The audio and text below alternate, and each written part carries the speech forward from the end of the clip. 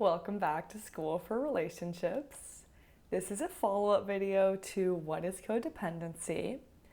And this one is really for those of you who like to dig deeper. You don't want to know just what something is and how it works, but where it started and where it came from. So if that sounds like you, you're in the right place. In this video in particular, we will be focusing on the family roots of codependency. And in the next video, we'll be talking about codependency in our culture at large. As a trauma-informed therapist, I have really come to see codependency as a learned way of relating to others that is passed down through generations. And like we talked about in our What is Codependency video, we've got two main root causes for codependency within a person, and we're looking at low self-worth and fear of intimacy. These two roots are deeply intertwined with each other and also typically intergenerational. So we talked about fear of intimacy in our last video. We talked about fear of abandonment on one side and fear of engulfment on the other side. What about low self-worth? What do I even mean, first of all, when I say low self-worth? What I'm really talking about is conditional self-worth. That is the sense that I am worthy if. We feel like we have value if, fill in the blank. And then there come all the conditions for us to feel worthy. I feel worthy if I've accomplished a certain amount, if I have a certain amount of friends, went to a certain type of school, look a certain kind of way. The list keeps going. And what we're aiming to do here, like a big purpose for why I'm even creating this channel, is to help more people move away from conditional self-worth into an unconditional sense of your own worthiness. This is worthiness that we recognize we are born with, we keep and retain, we stay worthy no matter what happens to us. And you could think about this like the idea of human dignity in a human rights framework. This dignity and this worth is just something inherent in who we are that we will always have. So when we're understanding conditional self-worth more, you're probably already seeing and thinking, maybe looking around you, conditional self-worth is everywhere. It is by far the cultural norm. And I also believe that a lot of codependent relationship dynamics have been the cultural norm for a long time.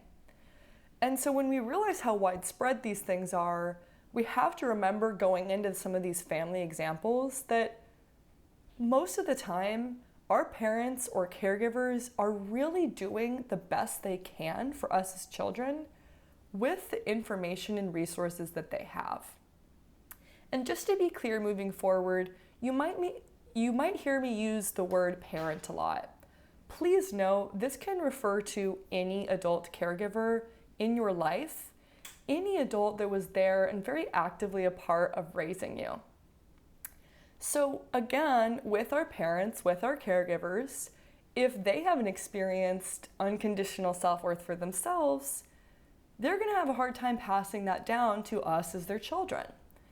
It might even be scary for some parents to think about trying to instill unconditional self-worth in their children because they don't know what that looks like. They don't know how that's going to impact their children and their children's motivation and chances for success in this world. So I'm saying all this just to really make it clear, when we look back into our past and into our childhood, the energy here is not to blame or to point any fingers, but to understand. And when you listen to some of these examples of family dynamics, you might listen for yourself, but also listen for your parents. Do you hear their story named in any of these examples?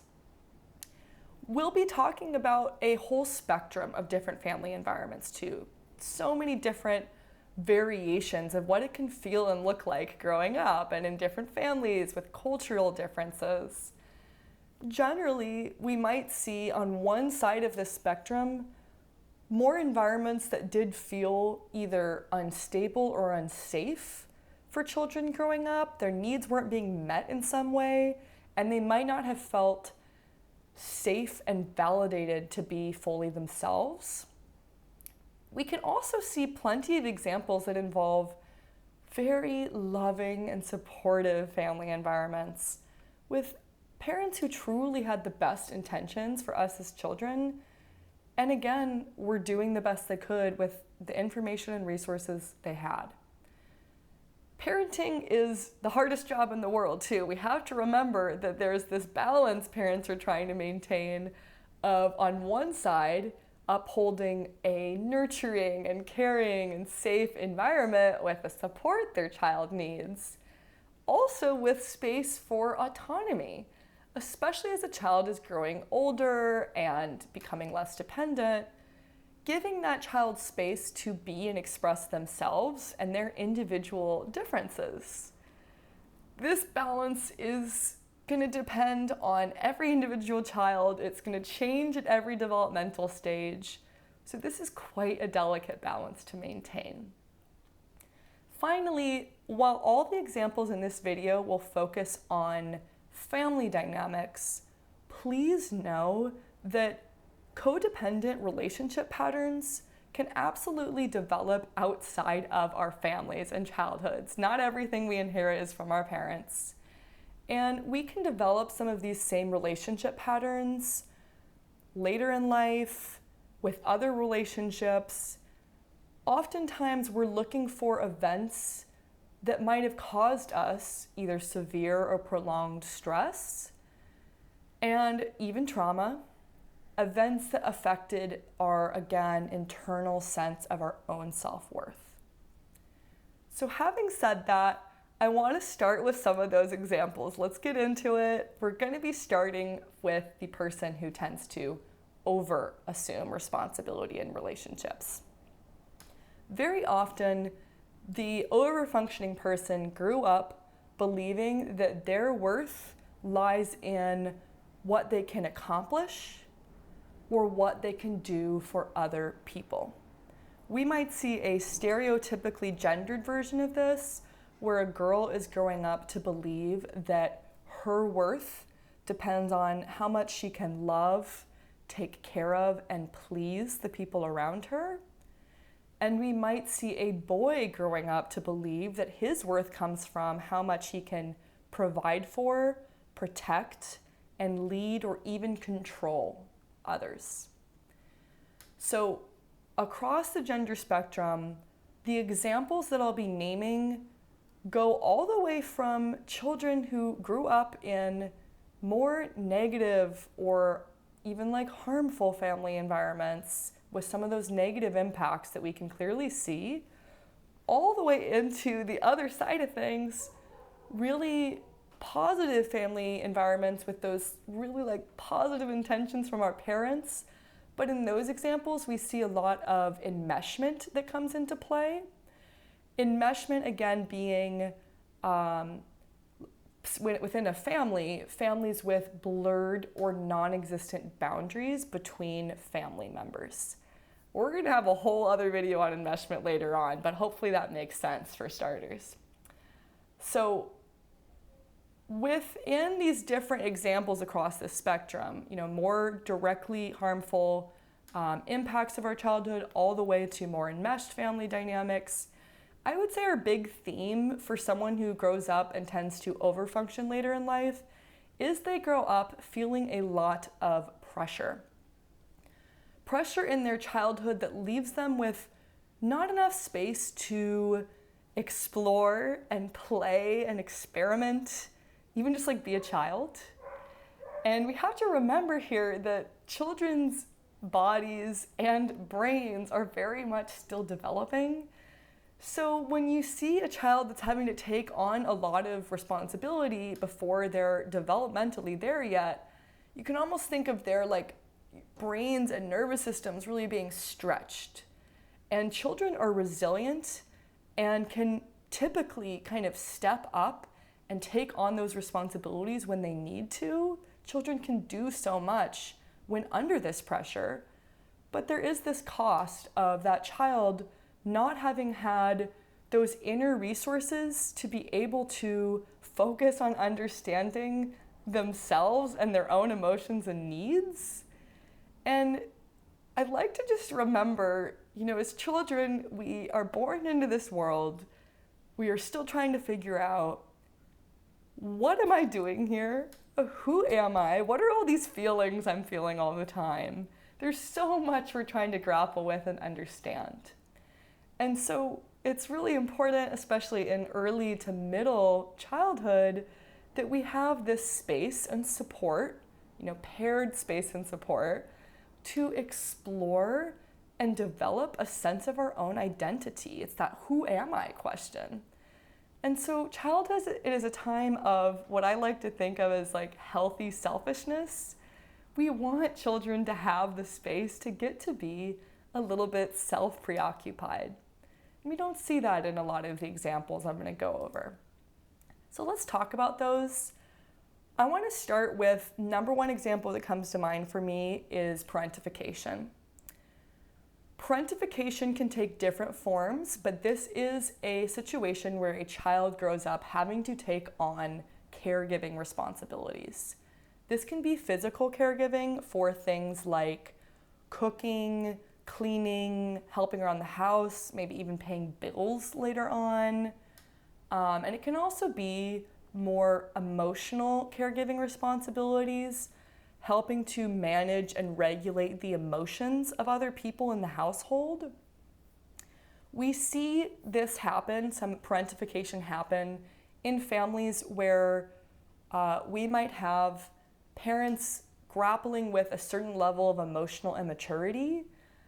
They might not, when I say emotional immaturity, they might not have developed some key skills around learning how to identify and manage and communicate their emotions. And so other people, even their children, might have to then step in and do some of that emotional regulation for them. We can see this like emotional caregiving from a child to their parent, but also sometimes with their siblings, if again the parent isn't really able to step in and support the children's emotions, children may end up having to take care of each other. Another family dynamic where we can see this is families where one person ends up taking most of the family's space and attention. This is typically the most unstable person in the family, often the most emotionally dysregulated. And we can then see this family dynamic that can develop where the family ends up revolving around that person's moods and needs and revolving around accommodating for that person, managing their moods or their needs. And this leaves other family members, that child included, without that space and support to explore their own feelings and needs. Finally, let's look at enmeshment. Let's bring enmeshment back into the picture with our last few examples. With someone who tends to overfunction later in life, I often see this coming from family dynamics where parents view and treat their children as an extension of themselves. So we can see parents who have really high standards for their kids, and maybe that's coming with a set of rigid and narrow expectations for what they want their child to be and to accomplish. And that can leave a child feeling like they're always kind of running to catch up, and they always feel this pressure again to strive for their parents' approval and even love. And a slightly separate but related example I could bring up would be a child who grows up in a family where one or both parents are very successful, maybe very gifted, very hardworking. And we might also see this child that feels this pressure to fill such big shoes. And again, this feeling of always needing to catch up and a doubt over whether they can ever get there or be as good as and accomplish as much as their parents. very last example I want to give for the overfunctioning person. I see this a lot with children who grew up with parents who had to sacrifice a lot and who had to work very hard, maybe even for their family to survive and to take care of their family. And we might have a child that then grows up with this internalized sense of obligation to their family and this sense of almost having a debt to repay, but a debt that can never fully be paid off. And where that gets tricky is if that obligation feels so strong that that child kind of deprioritizes their own interests and needs, really again trying to live up to their parents' hard work and expectations. Let's talk about underfunctioning now. We've given a lot of examples for the person who overassumes responsibility. These are more geared for the person who underassumes responsibility in a lot of their relationships.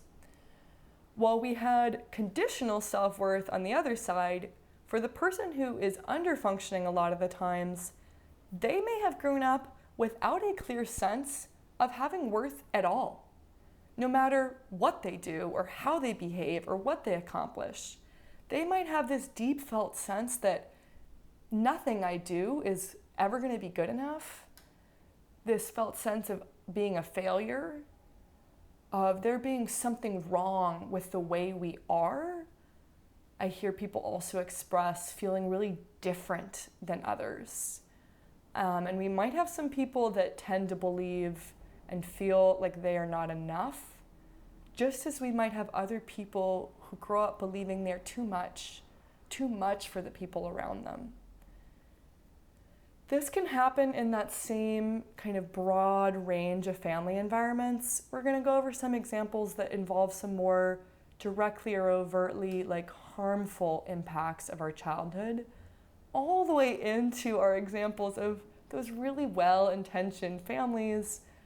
With those examples, higher levels of enmeshment are often what we're looking at. I especially see for the person who tends to underfunction, we might see some examples of overly involved parents where a child grows up without the space, especially as they're getting older, to explore themselves and face challenges on their own. So they don't have room to what we call individuate, which can leave a child without this sense at all of who they are and what they're capable of on their own, standing on their own 2 feet. So let's go over some common examples. I want to start with a family dynamic where one child ends up as the family scapegoat. This is a situation where you have a child who has internalized and then is displaying the effects of larger unaddressed family issues. So you might have these family issues that aren't really being dealt with or talked about. And if you take a child who might be especially sensitive or especially outspoken, they might be reacting to some of these family issues. But they then get blamed as the source of these issues by their family. This is one example of a dynamic where a child is growing up dealing with a lot of negative attention or even abuse. And there are, of course, many other examples that might be less targeted or specific to one child, where all children in a family are receiving some level of this negative attention or even abuse. Along with the negative attention, let's talk about what happens when a child grows up without enough attention, also without enough structure. This involves some level, you could think more of neglect. We might have a family where there's not enough emotional attention, especially, that a child is receiving. And this might be, again, really well-intentioned. There could be every type of intention coming from this parent, but if we have family systems with really rigid and distant boundaries between family members, I especially see this with families where there's a low level of emotional expressiveness. Emotions aren't really being named and directly talked about. So that is leaving a child without the skills to name and understand and share their emotions with others and to feel valid in that. We can also see families where there might be just indirect communication in general. And that indirect communication could mean that we talk kind of around things instead of about them, especially with conflict. So we might see families where conflicts will come up and then be brushed under the rug, maybe never addressed. If it's also always addressed behind closed doors, like parents are always talking it out away from their children, and children never see any level of the conflict being resolved, we're again missing some opportunities for that child to learn more conflict resolution skills, more direct communication, especially around their emotions. So this, might not involve as much of the neglect, so to speak, but it really depends a lot on just like cultural communication and conflict resolution styles that can exist within families. So that's a little bit of going into not enough attention, some examples, there are many more. Let's talk about what happens when a child grows up without enough structure. Let's be real, rules are helpful for children. Children most often do thrive under a certain level of structure and consistency where they know what to expect. And so when we see really permissive parents, where they're not kind of creating consistent rules and routines and structure, that can leave without a child without those skills to build that in their own lives, to set their own kind of inner boundaries. When do I start something? When do I stop it? Like how much of something is a child doing before, they might have a parent coming in and stepping in to support. So we're seeing this like kind of overly permissive style of parenting on one side. Again, like key skills, like life skills aren't being taught there. And then we might also see some other examples of parents who for different reasons are struggling or unable to teach their children skills for how to take care of themselves consistently, how to take care of their physical and mental and emotional health and meet their needs. So a child just isn't growing up with the sense of the how do I do that. Finally, our last examples are going to go over some more enmeshed family dynamics. We really want to remember again, why do I keep bringing up enmeshment? A certain level of boundaries within families protect a child's ability to be themselves outside of their parents' wishes and emotions. And when we see these really involved parents or family members in a child's life, especially middle childhood to adolescence, and we're leaving that child without that room to individuate, they're not getting to explore, play, test, or experiment who they are and what they're capable of on their own. And growing up, going into adulthood, they might be approaching doing things on their own and more independently with a really high level of uncertainty. There might be this deep inner sense of risk aversion, risk feeling like it's very likely to result in failure. So we've got these deep feelings of fear of failure, uncertainty, who I am, what am I capable of? And I'm going to give 2 examples of family dynamics where I see this happen. Let's talk about the modern trend of helicopter parents. We're talking about well-intentioned parents again, and they are, more than anything trying to protect their children from disappointment. But we have this term helicopter parents because these are parents who tend to hover over their child and are always ready to swoop in and rescue their child in difficult situations, which is again leaving their child without the space to overcome and face some of their own challenges as a means of getting to know themselves better. Last example on this list might be family relationships where parents have revoked their position of authority on some level.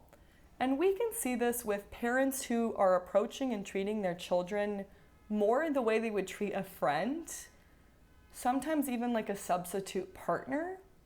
And so we might have a parent going to their child to meet their own needs for intimacy and closeness.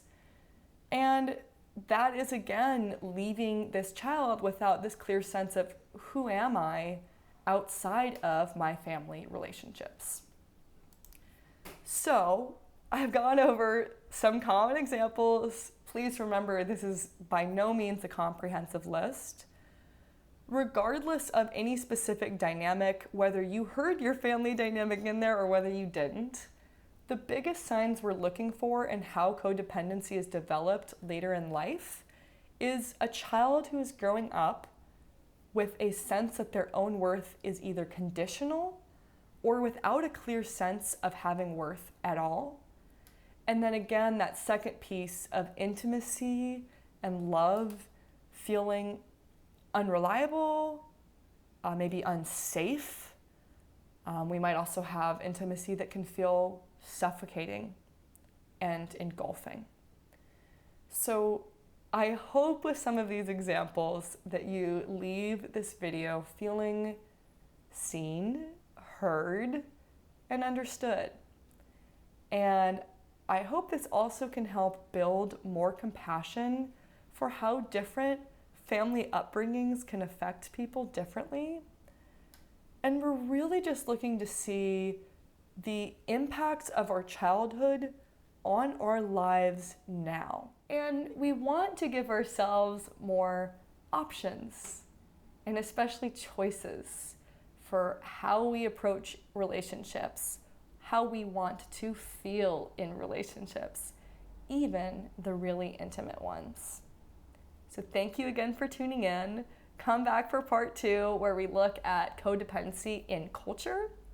And I'd love to hear any thoughts, questions, especially if I left something out in this video, which I probably did. I'd really love to hear from you. Please feel free to comment and subscribe to this channel.